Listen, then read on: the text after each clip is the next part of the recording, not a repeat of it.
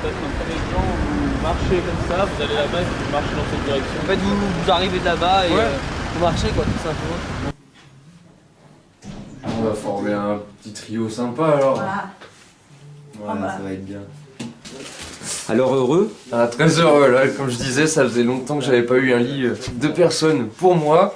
Ouais. Ça va me permettre de passer des très très bonnes nuits. Merci Joséphine. Une vraie nuit en plus, là, tu Une vas. vraie En nuit plus, il y a le toutou qui va Avec te tenir Dana, chaud. voilà, ça y est, impeccable. J'ai ma copine, c'est bon. Eh ben, c'est que du bonheur qu'on Ah ouais, t'offre, super. grâce à notre famille d'accueil. Merci à l'asso, merci à Joséphine, merci à tout le monde. Merci à vous surtout, ouais. Tu te souviens qu'on s'est rencontrés dans la rue mercredi soir? C'est ça, on était en galère, on faisait la manche et pour pouvoir se payer la nuit d'hôtel, on galérait comme pas possible et on vous a rencontrés et voilà, 2 jours plus tard, eh ben, on a un lit, on est accueillis et on peut repartir sur de bonnes bases. À partir du 20 novembre, je me suis retrouvé dehors, je me suis séparé de ma... C'est dur, hein. Oui. Alors il me dit arrête de pleurer, j'ai dit t'es marrant toi, tu es parti de ce coup là, le 2 janvier. Alors, Joséphine, notre association Grâce aux dons va te faire un petit geste pour pallier un petit peu les frais, parce que accueillir des sans-abri, ça a un coût. Comment toi, tu ouvres ton cœur et ta porte? Pourquoi tu le fais? Et tu l'avais déjà fait pour donner la main? Je le fais par générosité, par bon cœur, et puis j'aime pas voir les gens qui sont dans la rue. Ça me fait quelque chose, et puis voilà, je préfère aider les autres qui s'en sortent et qu'ils trouvent du travail, après un logement, et puis après ils pourront me dire merci s'ils le veulent, mais voilà. Que du bonheur. Que du bonheur. Bien, ben, je suis heureux de t'héberger en attendant que tu trouves ton vrai chez toi. C'est ça, on va pouvoir mettre un petit peu de sous de côté pour pouvoir prendre l'appartement, pour pouvoir recevoir mon fils à la maison. Et... Alors, comment tu découvres ton nouveau chez toi? Alors, très agréablement surpris, ça fait vraiment plaisir. On a une hôte d'exception. Oui. On est vraiment très bien reçus. Vraiment parfait. Franchement, les premiers instants sont mémorables et parfaits. Et tu as dit que tu allais nous aider maintenant, donner la main Voilà, à à toi. part dès que ma situation, justement, là, se sera décantée, je donnerai de ma personne pour aider l'association, pour aider les gens. Comme l'association nous a aidés, on redonne cette énergie pour aider d'autres. Et leur montrer que c'est possible de s'en sortir si on le veut. Et on va t'accompagner. Tu sais que tu as une enseignante qui va être ta marraine, Ouais. Sophie, qui est en maraude avec nous, qu'on On a salue. rencontré aussi. Salut Sophie d'ailleurs. Merci pour tout. Et merci à tous les bénévoles qui nous aident à faire de grandes choses sans argent, avec l'énergie du cœur. Et Voilà. j'espère pouvoir les rencontrer aussi, j'espère bientôt. Je pense qu'on se verra très bientôt. Très bien. Merci à tous. Merci. Je vais où maintenant et je fais quoi? Alors Cédric, là, t'es devenu une star. Depuis que tu as croisé Donner la main dans le soi, tu passes à la télévision Ouais, maintenant c'est ça. grâce à Télé Lyon Métropole. Il y a le Progrès qui est également avec toi. Comment tu vis cette métamorphose en quoi? En 2 jours?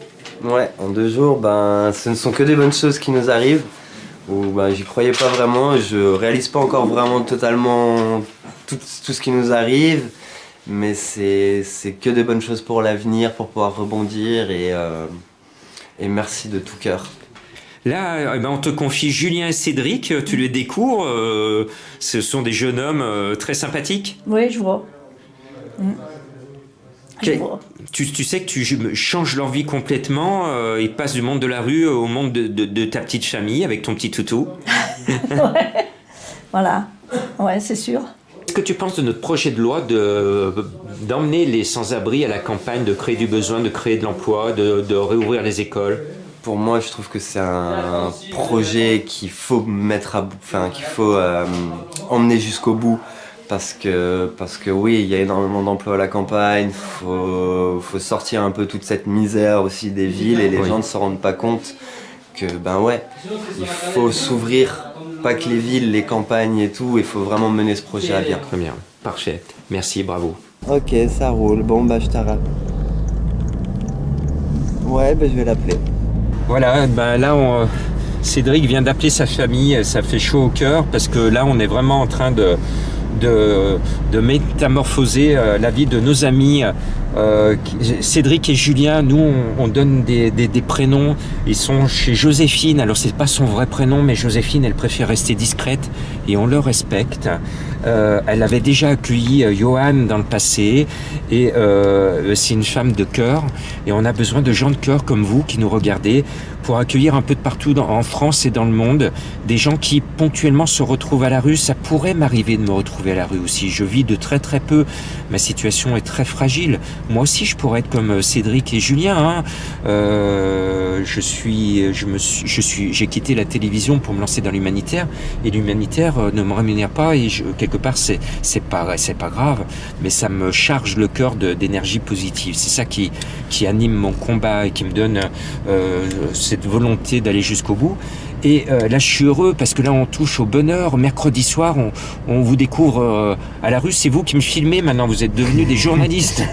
On touche au sublime. Et ben voilà, donc et on va vous trouver du boulot, vous allez trouver vous-même votre vrai logement et ça va tout bien se passer. Et vous allez aider Joséphine, hein, il y a un petit chien. Oui. Alors qu'est-ce que vous allez faire? Dites-moi, tu peux tourner la caméra pour dire... Alors qu'est-ce que tu vas faire? On peut déjà l'aider sur toutes les tâches qu'elle n'arrive plus. Et aller faire les courses, des choses comme ça. Les courses, promener le chien et puis juste être présent aussi.